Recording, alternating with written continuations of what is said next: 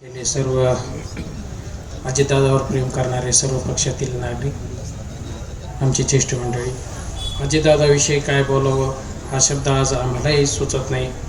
कारण पवार साहेबांना ज्यावेळेस काँग्रेसमधून बहिष्कृत केलं होतं त्या दिवशी पहिल्यांदा अंबडमध्ये त्यांच्या समर्थनार्थ इथं आंदोलन केल्यानंतर त्याची दखल अजितदादांनी दुसऱ्या दिवशी फोनवर घेऊनसनी आम्हाला संपर्क केला होता. आणि त्यानंतर वेळोवेळी आमच्या परिवाराविषयी आम्ही प्रत्येक वेळेस वडिलांसोबत असं मी त्यांच्या भेटी झालेल्या आहे.